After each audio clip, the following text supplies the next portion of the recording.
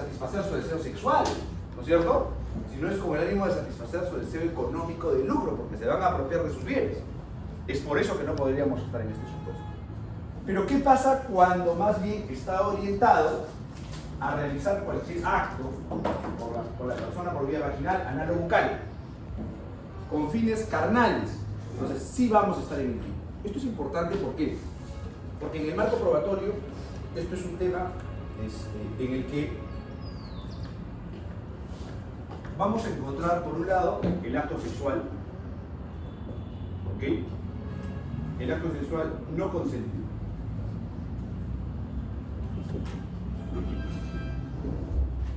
¿Ok? Y entonces el acto sexual no consentido va a ser violación contra la libertad sexual, tipo base, ¿ok? Pero este tipo se distingue de este en que el medio para alcanzar esto es el colocar a la víctima en un estado especial, en un estado de inconsciencia o de incapacidad de resistencia. ¿Qué significa aquí? Que la gente va a drogar, la va a pepear para abusar sexualmente. Ojo, es un elemento objetivo del tipo que el agente la tiene que poner en esa condición. No vale que la víctima se encuentre en estado de inconsciencia porque con su propia voluntad se alcoholizó, se drogó, o un tercero la drogó y circunstancialmente vino otra persona y se aprovechó de ello. Ahí sería violación sexual tipo base. Para estar en este supuesto, el agente tiene que haberla colocado en estado de inconsciencia.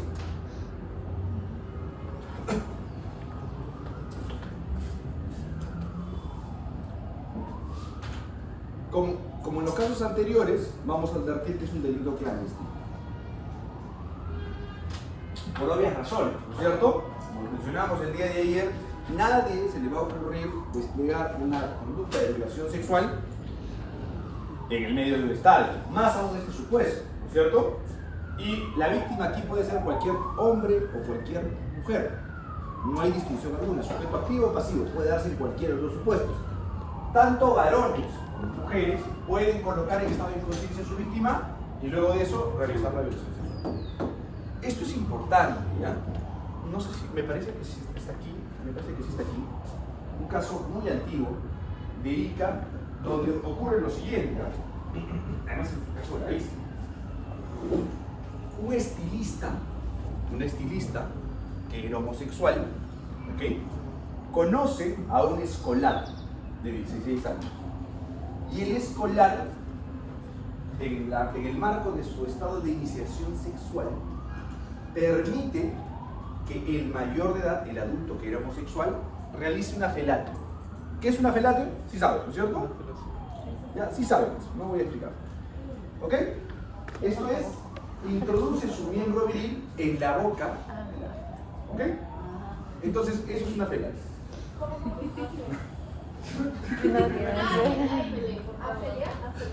Felatio. Es una felatio. Una felatio. ¿Sí? Es por eso que alguna vez han escuchado cuando le dijeron a Martín Vizcarra felón, era por eso.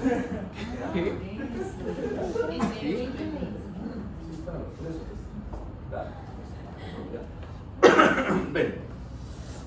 Entonces, ojo con el dato. ¿Ok? El hecho, obviamente, un menor de edad está en el proceso de descubrir su sexualidad. Mayor de 16 años, menor de 18 años. Del otro lado, otro varón, pero homosexual, mayor de edad, y que en el marco de descubrir su sexualidad decide hacer una felatio hasta en 3 ocasiones a este menor. Entonces, este era un caso que para la sala le rompí el esquema porque decían, oye, si bien es cierto, parece que esté en el tipo y le mandan a hacer una pericia de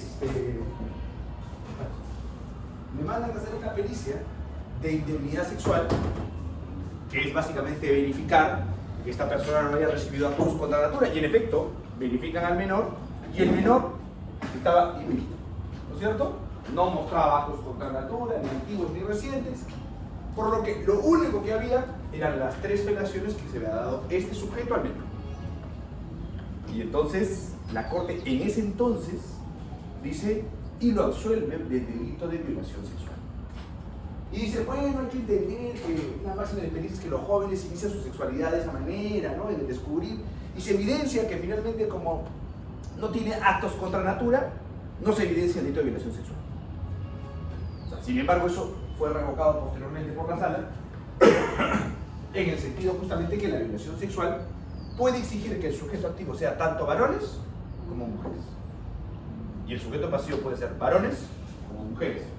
En ese supuesto. En este caso en concreto, pasa exactamente lo mismo. ¿Ok? El colocar en estado de inconsciencia lo pueden hacer varones o lo pueden hacer mujeres.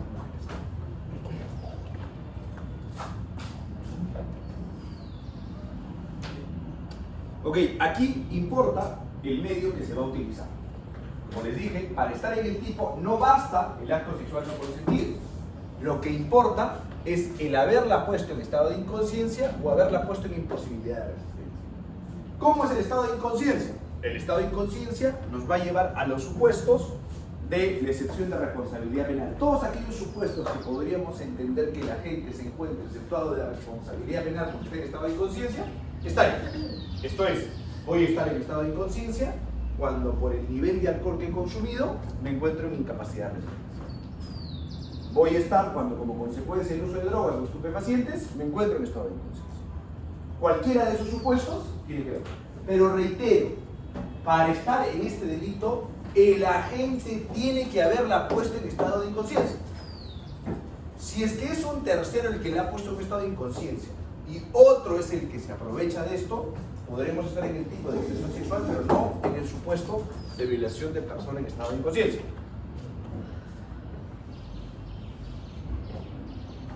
Esto es, el agente necesariamente tiene que haberla puesto en esa situación. Doctor, ¿y qué pasa si que ambos deciden, por ejemplo, ambos toman? Ya está.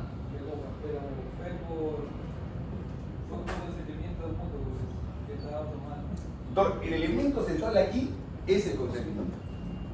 Y si tú me dices que hay consentimiento mutuo, o sea, para tomar nada más, pero cuando la chica, digamos, cayó, el hombre se aprovecha. ya, ahí hay que verificar si es que el embriagarse es una situación circunstancial, o sea, van todos a una fiesta y finalmente se presenta de manera circunstancial, o es que hay una suerte de planificación para ello, ¿no? Por ejemplo, ustedes seguramente han escuchado el caso de la manada, ¿cierto? Ha habido 2 casos de la manada, el caso de la manada de Miraflores y el caso de la manada de Surco. ¿Han escuchado los casos? ¿Ya han escuchado los casos? Sí, el de Surco sí. El de Surco sí. Ya, muy bien. Yo conozco el caso de la manada de Miraflores, ¿ok? Nosotros asumimos la defensa de alguna de las personas que estaban involucradas en ese caso. Y más o menos los hechos eran así. Es una cuestión bastante particular. Cosa de jóvenes, que yo soy novato en esas cosas, donde en mis tiempos no había de esas cosas. Resulta que... ¿Qué se ríe, verdad? Por favor. Y entonces, ¿qué sucede?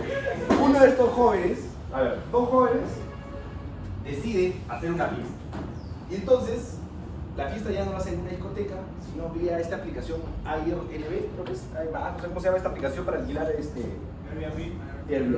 ¿Okay? Por Airbnb alquilan un departamento por 3 días. ¿Okay? Y entonces es una pareja de enamorados los que alquilan este departamento. Y una vez que alquilan este departamento, deciden hacer una fiesta. Claro, la nota, la cereza característica de esto es que estábamos en plena pandemia con medidas de aislamiento social. Sin embargo, alquilan esto. Entonces, alquilan este departamento y entonces él invita a unos amigos. Una vez que invita a estos amigos, uno de estos chicos, que menos mal fue el que correspondió patrocinar, el más inocente de todos, él agarra y tenía una amiga con la que se había conocido por Facebook, pero nunca se habían conocido físicamente. Y entonces se escriben los dos.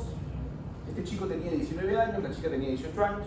Se escriben por Facebook y dice, oye, un amigo me invitó a una fiesta, ¿vamos? ¿Dónde? En Miraflores, le dice. Ya, perfecto. Nunca se habían conocido, ¿eh? Entonces la chica agarra y le dice, sí, voy con un amigo. Y en efecto, van con una amiga. En la casa llegan a haber más o menos 8 personas, no miento, serían unas 10 personas, entre chicos y chicas. ¿Ok? Y entonces, está este muchacho, llega la amiga, se reciben, entonces parte del clip que hicieron, se besan en el ascensor y suben, ¿no? Pero más allá de eso no hay. Sube y entonces la fiesta se pone interesante y las cosas se comienzan a construir. Todos tenían un promedio entre 18 y 20 años, menos uno, que tenía 26 años. Y que además era estudiante de medicina. Y entonces este chico, que era como que el amigo de otros amigos, está tomando y les ofrece licor a todos y se pone a fumar un porro de marihuana.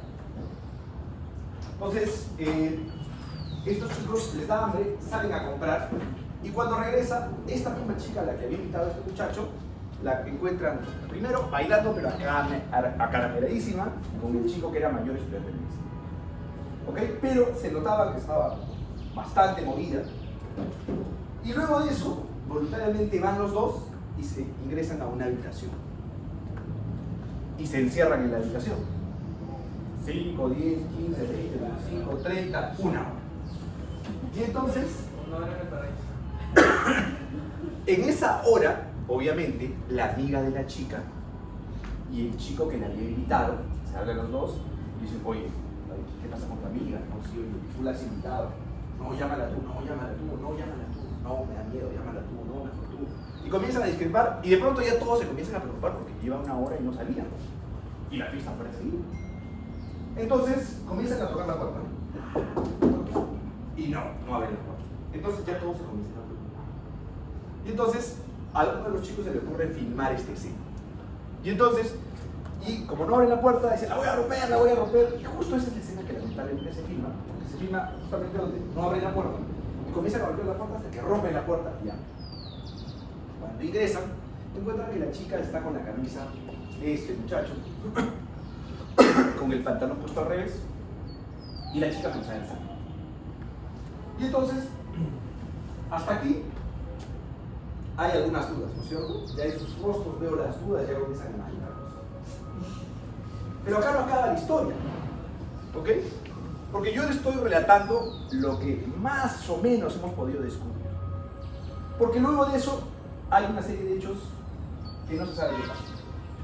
Porque hasta ahí todas las versiones de todos los involucrados es correcto. Lo que pasa de ahí en adelante es completamente confuso. ¿Por qué? Me voy al final. Esta chica, después de la fiesta, despierta en su casa. Y despierta sin ropa interior. Entonces, al día no sabe si decirle a su mamá, no decirle a su mamá, y le escribe a su amiga. Y le dice a su amiga, oye, ¿qué pasó? Y su amiga comete el error de decirle, mira, yo creo que te han violado todos en esa fiesta. Porque primero pasó esto, te fuiste con este fulanito a la habitación, luego te encerraste en el baño con uno, luego te bajaste con otro al piso 1 y no sé qué, no sé cuánto. Pues la chica se horroriza. Y entonces entra en depresión porque la chica además no se acordaba absolutamente nada de nada, por lo menos eso es. ¿Okay? No se acordaba nada de nada. Le cuenta a la mamá y la mamá, como comprenderán, siempre es. Entonces la mamá coge su celular y le escribe justo al muchacho que la había citado, su cliente. Y entonces le dice, oye, cuéntame qué pasó. Y entonces comienzan a conversar y él dice, oye, mira, y le cuenta lo que les acabo de contar a ustedes. Y luego le cuenta que ella había ido al baño porque quería vomitar, luego salió, la quisieron dejar en el auto, pero que finalmente en ese interín la habían acompañado 2 o 3 personas a subir y a bajar, pero que él no había visto más. Entonces la mamá va y va a lo que se dice, han violado. Entonces la policía efectivamente va a este departamento que se había alquilado, ingresan y en efecto, bajo el principio de intercambio, encuentran pruebas materiales. ¿Qué pruebas? La ropa interior de esta chica. Entonces los procesan a todos. Y sacando ese video de la puerta que no abría, lo publican en un canal de televisión y dicen la manada de violadores. ¿Ok? Porque narran un poco lo que les acabo de contar y dicen eso. Esa es la historia que se cuenta. Lo que ocurrió en realidad y se pudo acreditar es que, al igual que ustedes, todos imaginamos que quien había violado a esta menor era el primer sujeto que había tenido relaciones con ella. Sin embargo, cuando se hace la pericia de hisopado, cuando hay un delito contra la libertad sexual se hace una pericia de integridad y de hisopado. Integridad para ver lesiones paragenitales e intragenitales, si fuera el caso, porque son una suerte de evidencia que no ha habido consentimiento porque hay lesiones de las zonas paragenitales. Pero además hisopado para poder encontrar restos de semen de quién podría ser. Y entonces la pericia, ¿qué creen que arroja? Arroja que no encuentra semen del primer sujeto con el que se encerró en la habitación, pero sí encuentra semen de otro de los chicos que finalmente en algún momento la violaron. Esto es que esta chica sí había sido ultrajada, pero no por el sujeto con el que había ingresado a la violación, sino por un tercero con el que había una bala. Entonces, aquí se parte de la imputación de incapacidad de resistencia, porque le preguntan, ¿y tú qué recuerdas? Y ella dice, yo recuerdo que este sujeto, que se llamaba X, me dio un vaso, yo me lo tomé, de ahí me senté y estaba completamente mareada y no recuerdo más. Y entonces todos le preguntan, y en efecto todos coinciden en que la vieron mareada y no recuerdan. Entonces ya tenemos ahí el primer supuesto porque alguien la puso en ese estado de inconsciencia. Alguien la ha colocado en esa incapacidad de resistencia.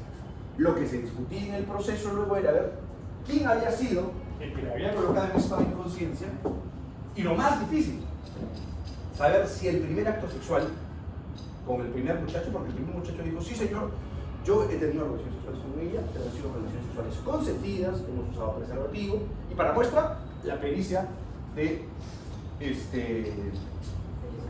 del hisopado de espermatozoides, donde se evidencia que no hay espermatozoides. Entonces, decían, en mi caso, ha sido consentimiento. Pero la discusión es, oye, ¿puede haber consentimiento si la colocaron en estado inconsciente? Ese es el tema. Entonces, eso es uno de los elementos centrales en este supuesto. El agente tiene que haberla puesto en estado de inconsciencia. Ahora, ¿admite tentativa? Sí, admite tentativa. El tipo penal va a admitir tentativa, obviamente, si es que no se lleva.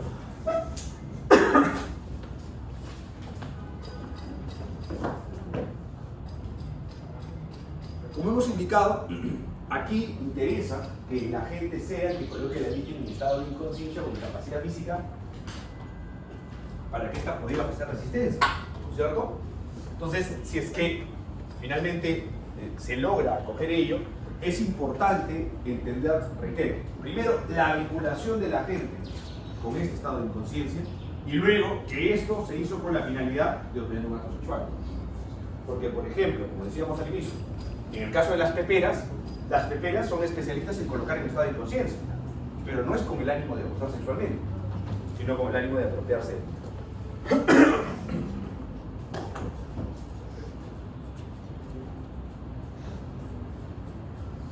Ahora, en esa misma línea, importa también identificar que el sujeto activo tiene que encontrarse en un estado de conciencia, ¿no es cierto? Para poder entender que el sujeto activo tiene la voluntad de anular el consentimiento, anular la capacidad de resistencia de la víctima, este tiene que más bien encontrarse en un estado de conciencia, ¿no? Entonces corresponde hacer un análisis también desde una perspectiva de culpabilidad para ver si la gente se encuentra en la capacidad de advertir que su orientación es esa, ¿no es cierto? Y que más bien no se produce en el marco de una situación confusa como la que más o menos describíamos al inicio. En estos casos podemos advertir, al igual que en los anteriores, autoría directa o mediata. Autoría directa, el propio sujeto que finalmente se encarga de colocar en estado de inconsciencia para luego ultrajar a la persona. O puede haber autoría mediata, si es que más bien se encarga a alguien para poder aprovechar esto. Habíamos hablado, por ejemplo, en los casos de violación sexual, que podía producirse un supuesto quizá muy pervertido en el marco de ello, donde un agente, para poder visualizar todo este hecho, forma parte de esto sin necesariamente realizar el acto sexual. Podríamos hablar así de una autoría mediata. Y en el caso de la coautoría, podríamos más bien hacer referencia cuando hay una suerte de concierto entre varias personas. En el caso que les acabo de describir, estos casos de la manada, por ejemplo, la imputación es una imputación a título de coautoría, porque se parte de la premisa que más de una persona, esto es 2 o 3 de los invitados en esta reunión, habían tenido participación en este hecho delictivo y habían buscado entre todos ellos aprovecharse sexualmente de esta muchacha.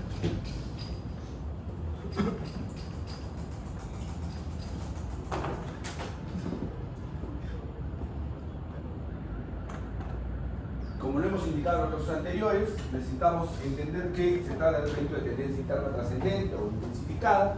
Esto es, tiene que haber vocación de poder buscar satisfacción sexual, ¿no es cierto? Necesariamente para ello. Dentro de los supuestos aplicables vamos a poder encontrar, o corresponde analizar, si nos encontramos en un supuesto de error de tipo, ¿cuándo podría producirse un error de tipo? Cuando más bien deciden voluntariamente hacer su fiesta, cerrando el ciclo, celebrando que han desaprobado el curso de Derecho Penal 2, y entonces en el marco de eso se alcoholizan y se produce un encuentro fortuito, ¿no es cierto?, entre dos personas y deciden sostener una relación sexual, donde no está muy claro si es que hay o no hay consentimiento. Entonces, finalmente, esa situación es una situación en la que ambas partes, de manera voluntaria, se han colocado en estado de inconsciencia, con la diferencia que probablemente uno de ellos no ha tenido la capacidad de resistencia que tenía el otro. Y en el marco de ellos se produce un acto sexual. Necesariamente vamos a advertir que hay supuestos de antipublicidad, por ejemplo, y aquí pueden producirse el supuesto de los mismos casos que planteamos el día de ayer, ¿no? El caso médico por excelencia, ¿no? Regularmente una persona que va a ser sometida a una operación, sin andar mucho, cuando una mujer va a ser sometida al parto, se le va a colocar la anestesia de vida y se le va a colocar en estado de inconsciencia. Y luego de ese estado de inconsciencia se pueden desplegar acciones similares, ¿no? Se van a introducir objetos, etcétera, que podrían conjuntar con lo que es el delito de violación sexual. Sin embargo, tenemos dos caminos, ¿no es cierto? Primero, no es típico porque no hay este elemento interno trascendente, o no resulta jurídico.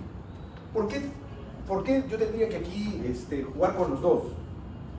Porque desde una perspectiva probatoria, cuando yo pretendo justificar una acción por ausencia de elementos subjetivos del tipo, esas cuestiones se discuten necesariamente en juicio. O sea, yo tendría que llevar el proceso hasta el final, para en el final decidir si hay o no hay elementos subjetivos. Mientras que los elementos vinculados con antipublicidad sí los puedo detectar o los puedo anular el proceso en las etapas preliminares o de investigación. Culpabilidad, lo mismo que hemos indicado siempre, no hay que identificar si la gente es mayor, es menor de edad, ¿no es cierto?, o se encuentra en un estado de conciencia, ¿no? ¿Qué pasa si finalmente esto se produce en el marco de que ambas personas se han encontrado alcoholizadas y ambos se han encontrado en un estado de inconsciencia?